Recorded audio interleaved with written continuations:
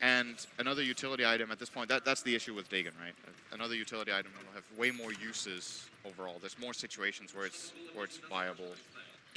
Talking about the anti-mage, I mean, not to ever be one to question Black's build, but is there a reason why he doesn't get the Aghanims instead of the Lincoln Sphere in this game? Or do you think it is simply, as we saw it kind of on Burning as well in his game, he opted for the Lincolns instead. It's obviously going to be a force of habit for these two, some of the biggest names in anti-mage gaming. The stats are slightly better Yep. on the Lincolns. It's, yeah, like you said, it's also habit. He can also put it on someone else. The flexibility of doing that can be interesting. Being able to put that on, for example, the Tiny in the middle of the fight would be interesting, or on the Omni Knight. If Omni Knight is the target and he can keep Omni Knight alive, Omni Knight will pay it back in full to him shortly after, giving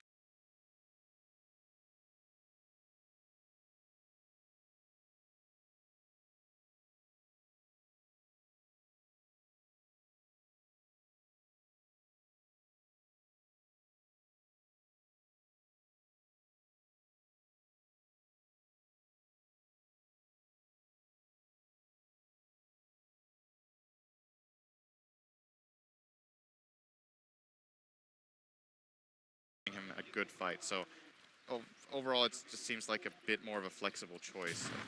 Again, similar to what I was saying about Tiny Dagon, this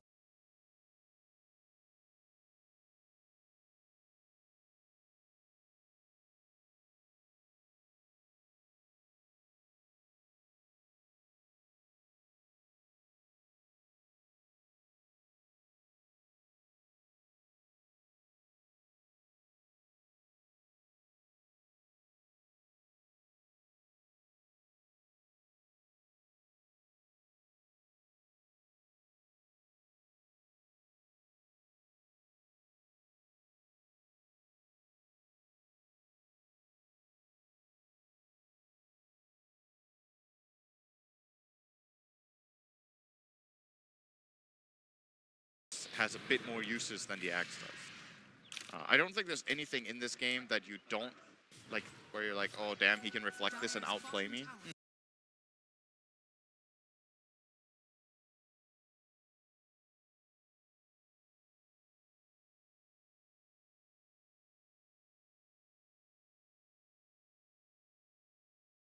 Mage safe. I feel like Black is being left a bit too much to his own devices in the fights, and it's not only his team not being in position, it's also Black going a bit too deep and not having the same read on the fight as his team does. So I could see E-Blade being an option. I see Force Staff could still be something. It's pretty late, but it's such a valuable item overall. Not the greatest Lotus game. It's all right.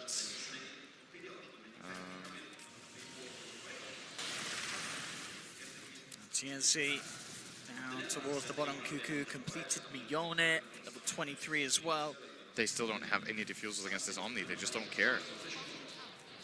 And the last few fights there, as we've seen, just been able to play around it, bring him down before he can get off the ultimate, or at the least just pull him apart for the team. That's going to be a little harder once the axe is complete, but it's still 1,500 or so, well, a little bit more, 1,600, 1,700 away for Ice Ice Eyes. As may have to try their best at this high ground defense. TNC looking to smoke up and get into the prime position.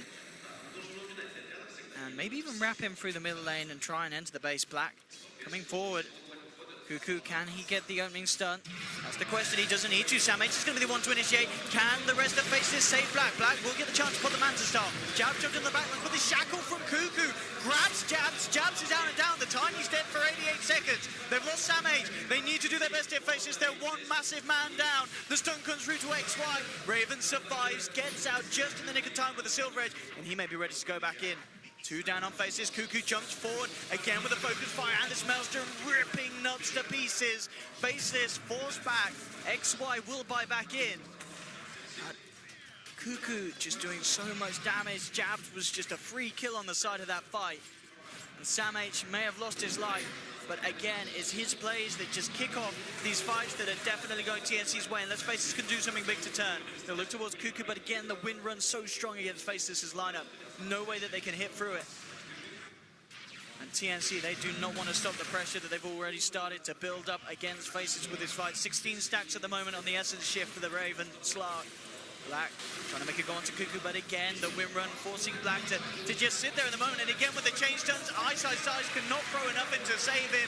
Black's down for 90 seconds. Raven picks up XY once again. Double kill for the Slark. And GG is called. We'll be going to a game 3 as TNC stepped up their play massively here in this game 2. The Cuckoo Wind Ranger being pretty much a stroke of genius from draft to execution. He moved around the map perfectly. Sam H with the suicidal initiations paid off at the end of the day. And just a very different TNC to what we saw in game 1. To execution. Both a very different TNC and a very different Faceless. This was a completely different game. Yeah, this time around, Faceless don't dominate the laning stage as hard, and it seems they don't get into this explosive mid game that they did the last time. As mentioned earlier, it's obviously easier if you're owning already to keep it up, but Faceless seemed a little bit lost in the mid game how to play their lineup. They have the catch of mainly the Tiny in their draft who wants to go around and look for kills, but the moment there's just like 1 or 2 mistakes, the game slowed down a lot for them. And at the end of the day, I'm looking at this game and I see a Treant that ends the game with a Midas. He never got to his second item. I don't really like it on Treant. I don't think it's a good choice personally. If you're playing this Treant and you want to go this Tranquil's build, you know, he bought this Midas and he wanted to use it to buy a Blink. Yes. The Midas costs the same as the Blink. So, well, 200 less. So he, instead of going for this Midas and basically delaying his impact in the fight where he could have had amazing overgrowths with the Blink Dagger, he delays it so long that it doesn't even become a part of the game. And who knows what he could have done in this game with a Blink Dagger 10 minutes, 15 minutes earlier. Could have made a big difference. It's obviously only one thing to highlight out of many. More than anything, it's not item choices, just bad positioning and team cohesion that gave TNC all of those openings. We'll see if the Faceless can bounce back. That looked a little bit iffy. It certainly did. TNC, they're going to be feeling it. Cuckoo, 8-1-16. Just a remarkable Wind Ranger performance. So on a hero that we don't see do that well normally. Yep, they did great as a team. They found the openings that they could. Looked like a hard game for Axe. He came back strong. They did what they needed to enable their heroes and just outplayed Faceless from minute 15 on. Absolutely. Well, game 3 should be incredibly exciting. Don't go anywhere, ladies and gentlemen. Not that you would, though, because for now, we'll be heading back to the panel for some expert post-game analysis. Indeed we will. Thanks very much, Owen. Yes, it's tied up. It's 1-1. TNC have broken the back of Faceless, but can they go on and win it? We'll find out in game 3. Let's break it down with our panel members once more. Conrad, we'll start with you. A good performance by TNC, but also a little bit sloppy here and there from Faceless. Yeah, I mean, I think they had a really interesting game plan coming into this. You know, lots of bursts, lots of pick-off kind of lineups, and they were hoping maybe that Black would end up getting more farm, but I thought he got caught out a little too much this game, and I hope that they kind of hone it up for the next few games or the last game in this series. Sorry. What do you put this down to, Ben? The anti-mage getting picked up a few times. It was still a little bit weird for me to see them pick anti-mage so early. I don't really think they utilized their last pick as well as they could have. For example, the tiny pick, I think actually did fine. It was just weird. Like, you want to go around and get kills and you're creating space for AM, but you also need a scale, and it's just the anti-mage. And Axe wrecked him. Axe had like half anti-mage's net worth, but you can solo kill him almost, just because of how that hero works. And Winra had a good game. Is that situational, do you think, Curtis, or do you feel like actually she's been ignored too much? I wasn't sold on a Windrunner pick, but Cuckoo played it amazingly. That hero looked good that game. It did, didn't it? That's why I'm sort of thinking, well, why hasn't it been picked more often? Or is it just very much draft scenario? I think in every other game it looks really bad. He just made it look really good. I just want to say one thing about that game, though. In this entire series, both teams have picked Slark, and they picked relatively, like,